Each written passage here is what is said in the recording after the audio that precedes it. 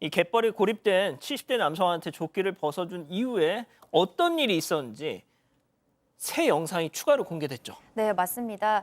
이경사가 구조 대상자를 만나서 조끼를 벗어줬을 때만 해도 물이 한 허리 정도 높이까지 왔었어요.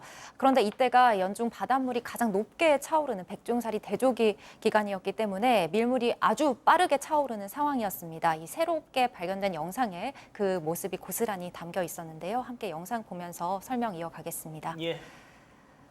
네, 한 차례 배터리 교체를 마치고 다시 떠올라서 구조 대상자가 있는 곳으로 향하던 드론이 촬영한 영상입니다. 자, 깜깜한 바다가 일단 보이고요. 저기 하얗게 빛나는 무언가가 보이시죠? 바로 이경사가 벗어준 구명조끼를 입고 있는 70대 남성입니다. 이미 물이 너무 차올라서 물에 동동 떠 있는 상황인 거예요. 하지만 이재석 경사의 모습이 보이지 않아서 드론이 주변을 더 찾다가 약 100m 떨어진 곳에서 저렇게 헤엄치고 있는 모습이 발견됐습니다.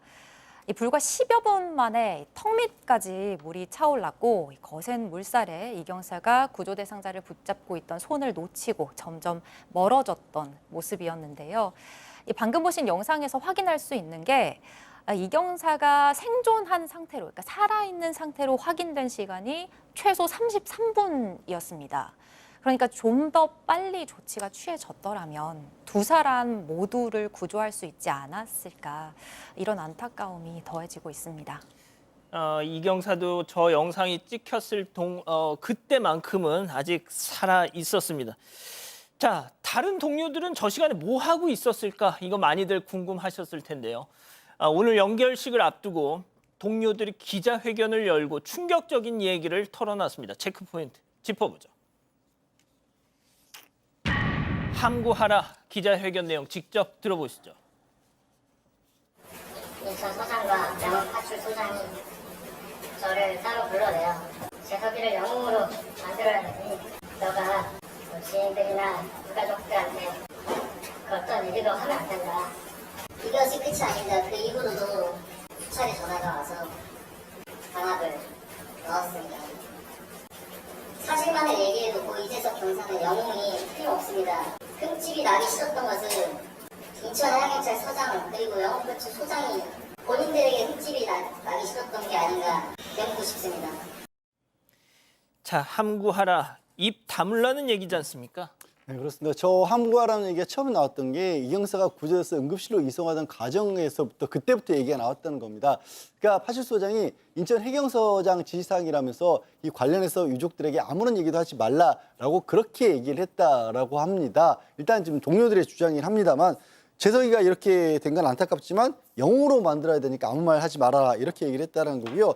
장례식장에서도 비슷한 얘기를 했었고 심지어 파출소장이 부팀장이나 이런 사람들에게 직접 전화까지 해서 이런 얘기를 반복했다라고 합니다. 그러니까 혹시라도 그 과정에 해경서장이나 파출소장에게 혹시 피해가 가는 일이 있을까 봐 이런 지시를 내린 게 아니냐라고 동료들은 의문을 제기하고 있는 겁니다. 아니 근데 함구를 하든 함구를 하지 않든 이경사가 영웅인 건 불변의 사실 아닙니까? 그러니까요. 자, 박 변호사님. 네. 그런데 이 동료들이 연결식을 앞두고 이런 내용을 말할 수밖에 없었던 이유가 있었다죠? 이유가 좀 있습니다. 애초 이 동료들이 5일 내내 빈소를 좀 같이 지키려고 했었는데 파출소장이 따로 불러내서 유가족이 좀 불편하게 볼 수도 있다. 병가 연가 같은 거 사용해서 근무하지 말고 근무 안 하고 여기 장례식장 오는 거 굳이 할 필요 있겠냐. 또 유가족들하고 뵈면 눈물 흘리고 아무 말 하지 말고 조용히 있어라. 이렇게 얘기를 했던 것 같습니다. 그때만 해도 이제 고인을 위한 길이라고 생각을 했는데 유가족이 이제 그 후에 면담 신청을 한 걸 보고 이거는 뭔가 이상하다. 파출소장이나 그 윗사람의 의도가 좀 뭐가 있는 게 아니냐. 그래서 결국은 유가족 면담 후에 진실을 밝힐 결심을 했다고 합니다. 자, 이 고인의 동료들은요. 함께 있었던 팀장에게도 문제가 많았다고 지적합니다. 이어서 들어보시죠. 재석이를 왜 혼자 보냈나요? 팀장 답은 위험한 사항이 아니었어 라고 돌아옵니다. 그러던 와중 팀장은 여러 업체로부터 다시 연락을 합니다. 70대 중국인은 걸어서 나오고 있고 재석이는 100m 뒤에서 수영을 하고 있다. 긴박하게 상황이 돌아가고 있다는 걸 직감하게 됩니다.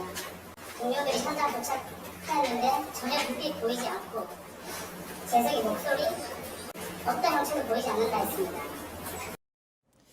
자, 위험한 상황이 아니라서 혼자 내보냈다.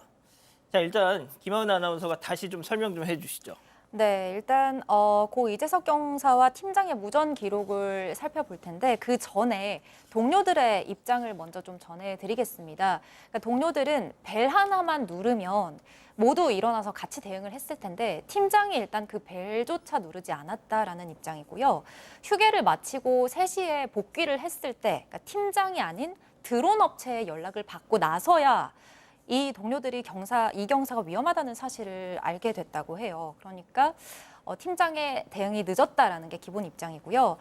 실제로 이재석 경사와 팀장의 무전 기록을 이제 살펴볼 텐데요.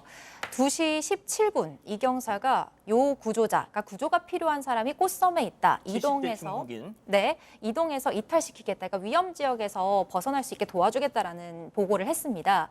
그리고 함께 당직을 섰던 팀장이 수신 완료라고 답을 했습니다.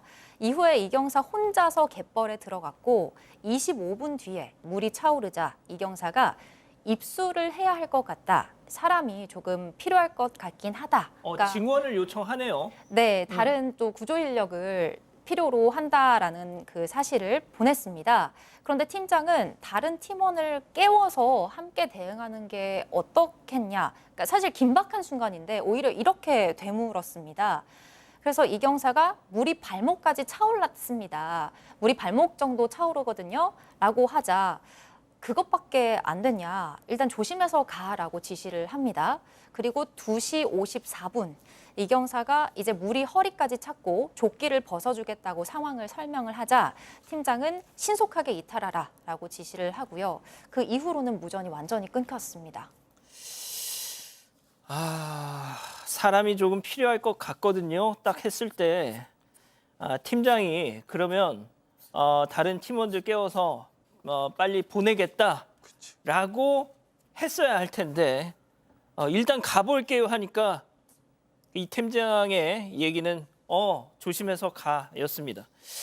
자, 양 변호사님, 지금 일단 이 이재석 경사의 동료들이 한 오늘 이 폭로 기자회견에 대해서 해양경찰청은 일단 사실 무근이다 이렇게 반박을 했어요. 네, 그렇습니다. 해양경찰청에서는 유족에게 CCTV나 무전 녹취록, 그다음에 드론 영상 같은 것들 지금 가능한 모든 자료들을 다 제공을 했다라고 하고 해양경찰서장이라든가 파출소장에게 제기된 요구는 사실 무근이다라고 이렇게 입장을 밝혔고요.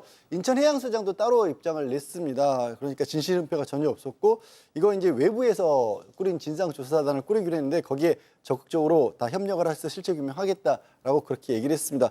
다만 그러면 사실 무근이라고 하는데 왜 2인 1조 원칙은 지켜지지 않았을까? 그리고 무전이 끊기고 난 뒤에 30분이 넘어서야 겨우 사강실에 보고가 됐거든요. 이런 부분들까지 일단 외부 조사단에서 같이 조사를 해야 될 것으로 보입니다.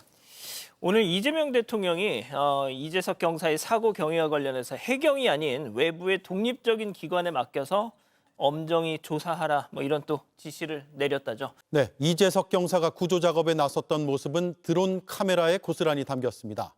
해경과 계약을 맺은 업체가 촬영한 건데 JTBC가 그곳을 취재했습니다. 이 경사처럼 혼자 출동하는 경우는 처음 봤다고 전했습니다.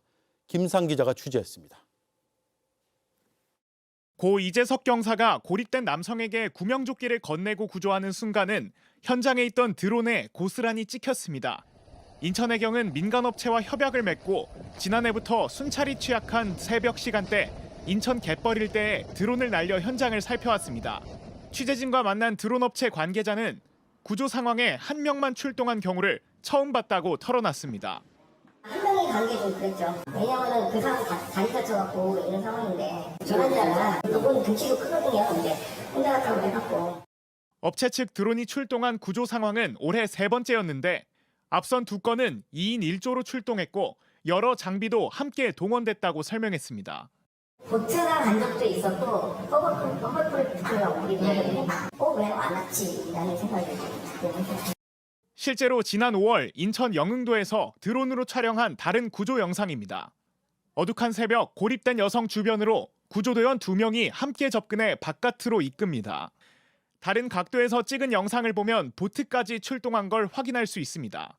이와 달리 이 경사는 현장에 도착한 오전 2시 16분부터 3시 27분까지 약 1시간 10여 분을 홀로 분투했고 그를 계속 추적하던 드론이 배터리 문제로 잠시 촬영을 중단한 사이 시야에서 사라졌습니다. 해봐야 10분에서 15분밖에 안 되거든요. 배터리 교환하고 오는 게 그 시간이 그렇게 안 걸린단 말이에요. 근데 그 사이에 이제 사건이 일어난 거예요.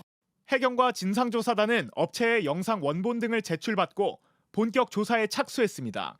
JTBC 김산입니다.